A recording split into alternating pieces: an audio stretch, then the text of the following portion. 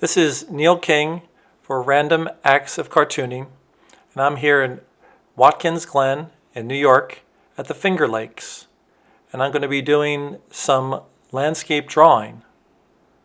But first. Okay, everyone, so today's influence is La Perdida by Jessica Abel. This was a book that I had gotten, I guess, way in the early 2000s. I think she collected them. There was a few stories, and this is, I think, 2006. And big Jessica Abel fan. Art Babe was one of the things she did. And this one is set in Mexico City. And I'm showing this one because her style is reminiscent, like she has this kind of brush style. And it's not typical comic book looking types of things, but it's definitely independent.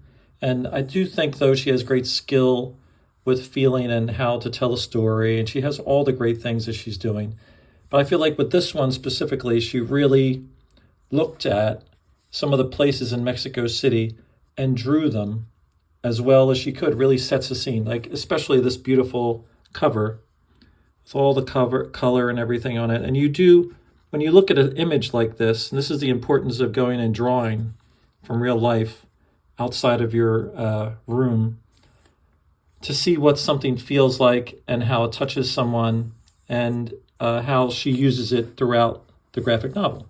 So it's all black and white interior, but it's so nice to see this cover and everything she did with it, level of colors. But all the little details of the tree or the carousel, there's all kinds of little things, the way the light hits that wall and on the pavement. But I love all of this stuff. And besides, the story was a great story. Coming of age, she's in there, and this character's learning Spanish, and she's meeting all these people that she's never met before.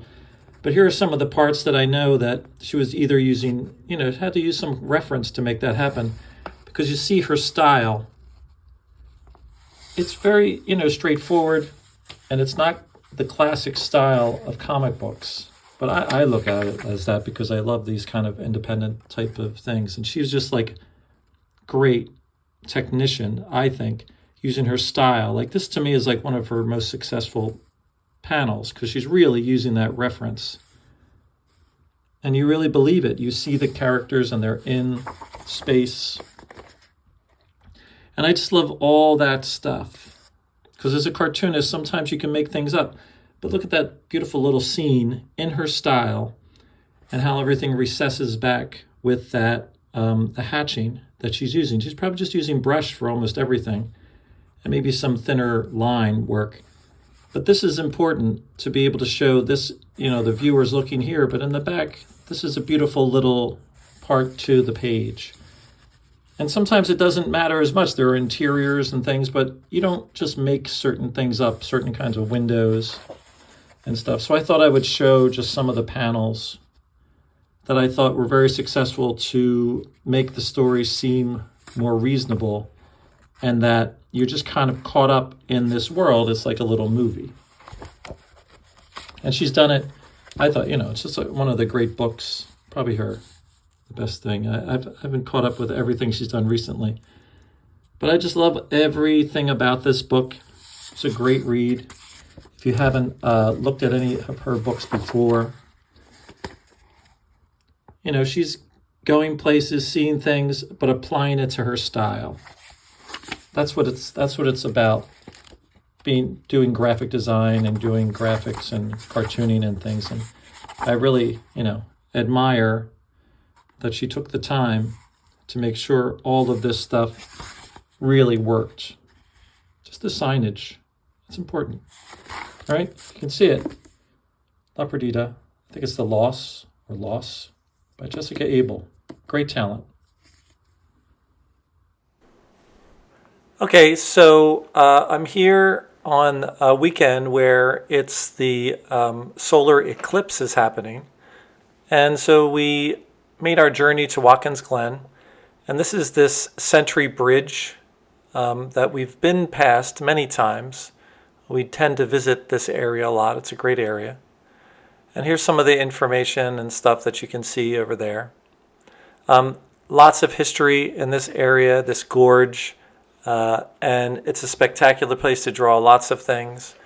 And I have gone many times and drawn multiple things from this area. But a lot of people come from all over the place to kind of see some of these beautiful sights that you can see. So I brought my sketchbook, and I, as always, went with some friends, and we had our solar eclipse that we came and watched. So this is the A-frame where we stayed at Seneca Lodge, and this incredible steps in the gorge trail. I thought it was a great thing to have to draw. So this is going to be the next one that I do right here at the Century Bridge. And I'm ready to kind of get started with this. Okay, as always, I'm just kind of jumping in, and I'm using my Bic pen and my sketchbook, and it's just a basic kind of a sketchbook. I don't think the paper's more than probably about a 60-pound weight. But whenever I do anything with my the Bic pen, I just kind of get my major shapes in first, and then I'm going to go back in with all of the rendering of values and tones and all that kind of stuff. This one's interesting because when you see it, there's this little waterfall at the bottom, and then there's a lot of dry area on that side. You can see this whole cliff. So when you're doing it, you have to be aware of trying to make it seem like that there are some things coming up into the front and some things moving back into the background. So as I do it, I try to squint my eyes and see where all the contrast is. There are so many little shapes there, but as a cartoonist, I tend to try to edit myself most of the way.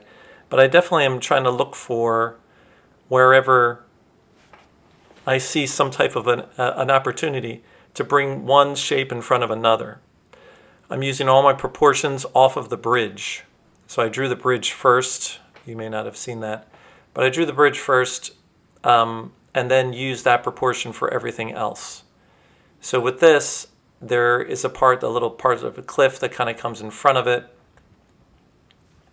And there's so much information in there. Like if you really look at it, I'm looking at it not right up, super close to it.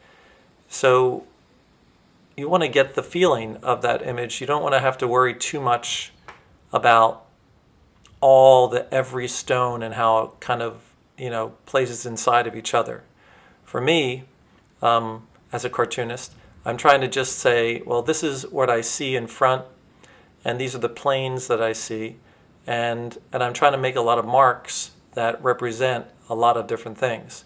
So already I've kind of established the kind of foreground, and as I progress, I'm just trying to say, like, this is kind of a shelf, and on this shelf, you'll see these kind of shapes, and this is where it might get darker or lighter. And if I see a tree or if I see something like that, I want to kind of lay it in there a little bit. But when you're just using a pen and you're trying to get in there, you just look at it and you're like, how can I make it seem like this cliff, this part of this cliff is in front of that bridge, just slightly. So that's why I'm going in there with this hatch line. If you use the hatch line in between this area, you'll see that it pushes it all back. I'm keeping it all in a consistent hatch in one direction. And it's just a way for me to show that that's a little darker and it's further back, and it gives you the impression that that section is behind this little waterfall. And there's work to do, but you can see right away that it kind of pushes it back a little bit. And by adding a little bit more strength to certain lines, it'll make certain things look like they're a little darker and a little lighter. But that's a quick way to kind of show space.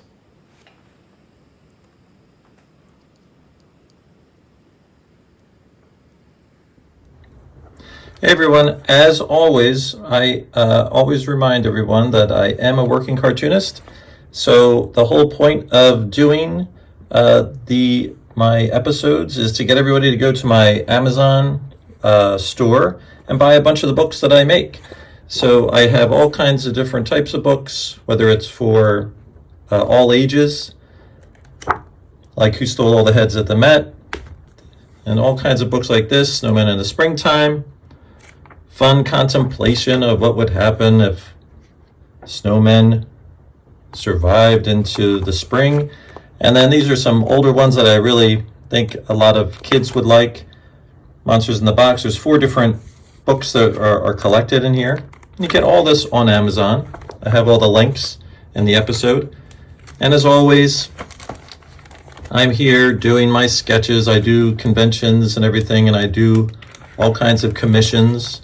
So these are the kinds of pieces that I do. So always contact me about that, or look for me at some of the local conventions that you're involved in.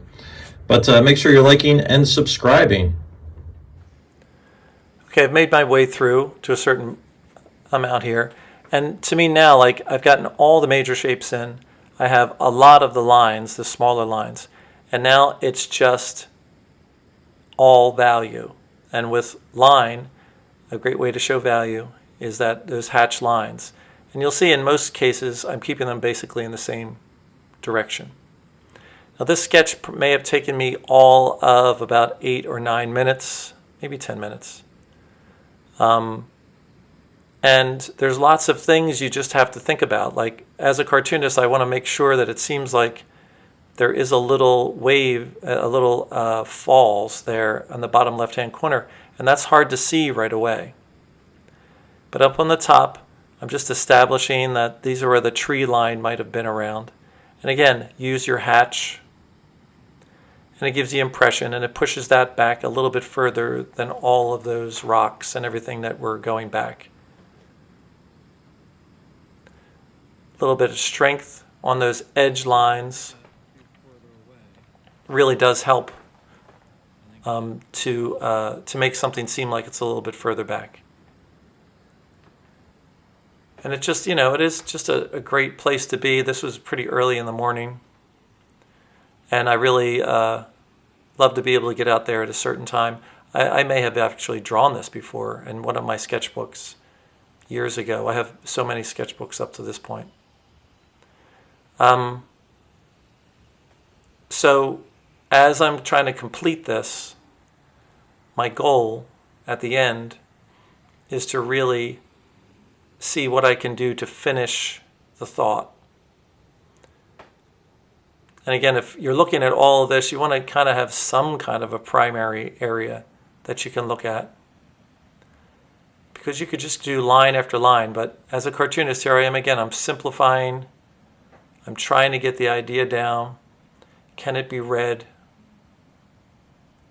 And can people get the sense that there's a darkness inside, or once you walk through that bridge, and that this little edge here is just water on the bottom. There's a whole bridge, and beyond the bridge there's gates, and people are just visiting there all the time. There's a whole lot of different things going on. Lots of little finish lines. And you can't help yourself. You just do want to get in there and add more and more stuff, but instinctively, I feel like I always am trying to simplify it, even though there's just so many things to draw. There's trees, like just right on the top of that little peak. But if I do too much of it, it's going to bring too much of my eye away from that, which is really the big part of it, that bridge. And you can see how things recede back, that hill that goes behind it. But you see that flow of the waterfall, and that's a hard thing to kind of do when it's only like 1/8 of an inch in the whole composition. So what I'm trying to do is add a little darkness down there near it, and then have, to me, what's almost like a motion line that shows that this is a water source that's below it, and that the water is just coming from this little, almost like a crack that comes through, and I can establish that a little bit in front of it. And by just using your line, it's almost like speed lines, that you're like, that's water, instead of just more rock. And you're kind of just trying to make it seem like that for the whole piece. So I'm coming down to the end of it, and little touches, and I'm pretty happy with it. Hope you enjoyed this episode, and get yourself over to Seneca Falls and Watkins Glen. See you soon.